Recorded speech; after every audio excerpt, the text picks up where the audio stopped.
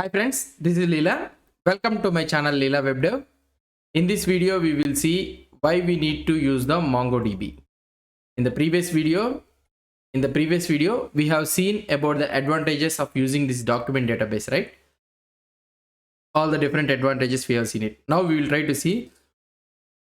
You know that MongoDB is a document database. Then why I need to use the MongoDB? Let's try to see it.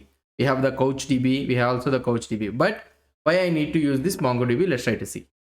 Now we will talk about why we are going to use MongoDB and what are the advantages of MongoDB. So I will not try to repeat those all things again. So those are the advantages of document database. Apart from that one, what are the extra advantages that we will be having in the MongoDB? Let's try to see it. The very first advantage of MongoDB is that it is open source and free. So this is the first advantage of MongoDB. If you download the community edition of MongoDB, you can just use it free by installing it on your system. If you download the community edition, you can use it freely by installing it in your system. We'll try to see those all things. There is also a free cloud version available of MongoDB Atlas. So you will be having a free cloud version MongoDB Atlas, and you can use it that for your small project also. MongoDB uses document databases, and the advantage of document databases are many. We already discussed that MongoDB uses this document database. Documents are the native type language in many of the programming language. It is very easy to do various CRUD operations with the help of document databases. MongoDB uses the JSON and BSON structure. We'll try to see about this JSON and BSON in the coming videos.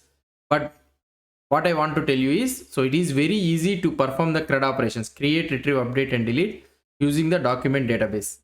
So normally the MongoDB uses the JSON and the BSON structure. MongoDB is very efficient and a high performance database. It supports many different data models to reduce IO activity, input-output activity on database systems. MongoDB also supports indexes for faster queries. It also supports the indexes. And you can include keys from embedded documents and arrays to make it even run faster.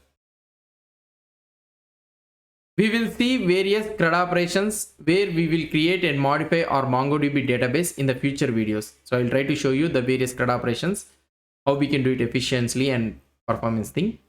One of the main feature of MongoDB is it has the feature of rich query language. So this is the main thing. One of the main feature of this MongoDB is it has the rich query language. MongoDB supports data aggregation, text search, as well as geospatial queries also. So these are the different types of queries things, data aggregation and all those things.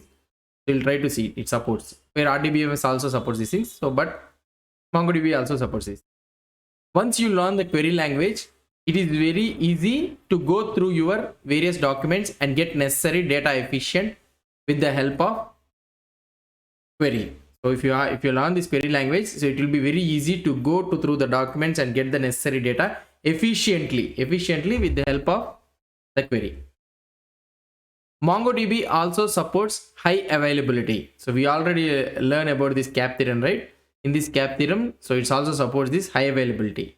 MongoDB's replication facility is called a replica set, which provides automatic failover as well as data redundancy. So if the replication, it has the replication facility, is called as a replica set, and whenever an automatic failure is there, so data redundancy and all those things, so it will be able to manage it, making it as an highly availability all the time. A replica set is a group of MongoDB servers that maintain the same data set, that providing redundancy, and that overall increases the data availability for your installation. So this is the thing. Replica set is a group of MongoDB servers. So the same data set is maintained in a different servers, so that it provides the redundancy and that overall increases the data availability for your installation. MongoDB also supports the horizontal scaling. So we have seen about this horizontal scaling. It also supports the horizontal scaling. When the data is continuously keeps on growing, and MongoDB provides horizontal scalability as a part of its core functionality. MongoDB supports sharding also. Sharding means so maintaining the data in different machines. When you where you can distribute data across the cluster of different machines. When your data grows, you can keep on adding more and more hardware. So when your data is going on growing, so you can keep on adding more and more commodity hardware.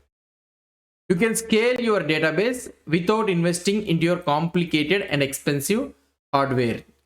Additionally, when you don't have to change your existing hardware and you just have to add more resources on the side. So if you don't have the so you cannot, if you cannot change the, if you cannot have the expensive hardware, if you cannot have the chance to increase your increase the hardware to the expensive means, so you can maintain another resource on the side, where you do not have to go through the typical life cycle of taking your entire system down just to upgrade your hardware. So there you cannot, so whenever you are trying to upgrade your hardware, so normally we should downgrade, we should stop this one, make it down, and we need to upgrade the hardware, right? So there is no need to, in the typical life cycle, there is no need to make it down and upgrade to your hardware.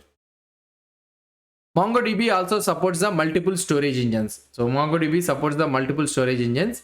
When you are using MongoDB, you are not locked into its own proprietary storage engine. So MongoDB provides us a flexibility to use multiple storage engines. You can use in-memory storage engine to improve the speed to retrieve the data. So we can also use the in-memory storage engine to improve the speed. So in-memory storage engine improves the speed for retrieving the data. Or you can use this white tiger storage engine. So this one is one of the efficient storage engine. We will discuss about this one. So we can also use the white tiger storage engine, which supports encryption at rest. In addition, MongoDB also provides a pluggable storage engine APIs that allows third parties to develop storage engines for MongoDB. So MongoDB also provides a flexibility of adding a pluggable storage engine APIs, which allows the third parties guys to develop the storage engine for the MongoDB, so that we can use that storage engine in our MongoDB. By this, we have 100% flexibility to select your storage engine based on your business need. So by this, we can have 100% flexibility to select your storage engine. So these are all the different advantages of this MongoDB. So we have seen the different types of advantages of this previous video. We have seen the advantages of document database. In addition to that one, why we need to use the MongoDB, we have seen it here. So it has a rich query language. That is one of the thing. It also provides the horizontal scaling. And another one, what you will be having. So you can sharding also, it will be very much useful. Multiple storage engine also it will be having. So you can use the white tiger, which is more commonly used. And also if you want, you can also use the in-memory storage engine also. So this is all about why we need to use the MongoDB database. I hope you understood about this one. If you have any doubts or any suggestions, please post the comments below to this video. And if you like this video, please do support me by subscribing to my channel. Thank you.